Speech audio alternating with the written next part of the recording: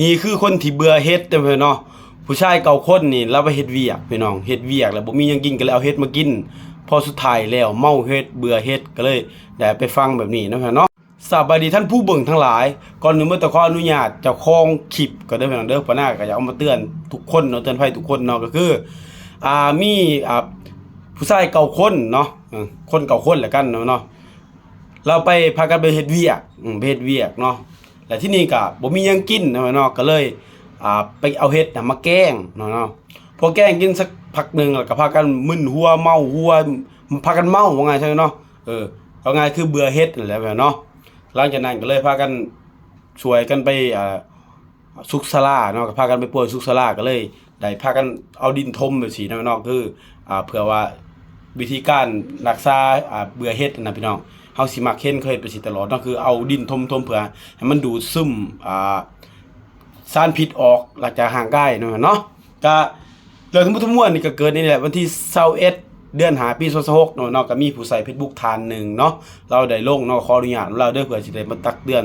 ทุกๆคนเนาะกำลังหาเฮ็ดหาฮ้อนก็ระมัดระวังกันเนาะ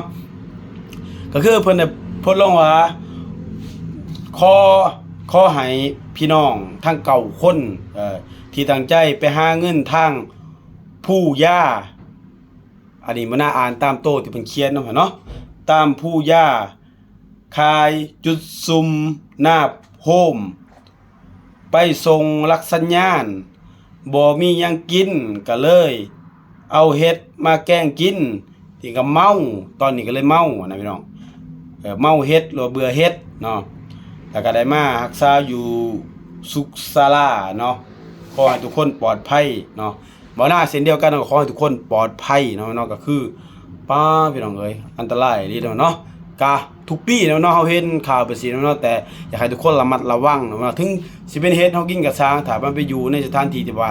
เขาต้องฉีดหวานฉีดยาเขาก็อย่าไปกินเนาะอีกอย่างนึงก็คือเป็นเฮ็ดที่แบบธรรมชาติกับยิกเขาก็ต้องเบิ่งดีๆกันเนาะเพราะบางเฮ็ดมันสิขายกันแห้งนะเนาะฉะนั้นก็ให้ทุกคนระมัดระวังเนาะช่วงนี้เฮ็ดออกหลายแล้วมันสิเป็นเฮ็ดปงเฮ็ดปวกเนาะเฮ็ดปงเฮ็ดปวกเฮ็ดหลายๆเฮ็ดนะออกช่วงนี้เนาะก็ระมัดระวังกันเนาะก็ขอให้ทุกคนปลอดภัยเด้อได้เรื่องราวนี้เนาะเพราะว่าเฮ็ดแล้วเป็นตาย้านเนาะเป็นตาย้านการเบื่อเฮ็ดนี่เป็นตาย้านลีเนาะก็ขอให้ทุกคนปลอดภัยก็ทมกันแบบนี้เลยเนาะเพราะว่ามันเป็นการแบบว่าให้ดูซึมสารพิษออกจากร่างกายนะพี่น้องก็ขอให้ทุกคนปลอดภัยเนาะตามนี้เด้อ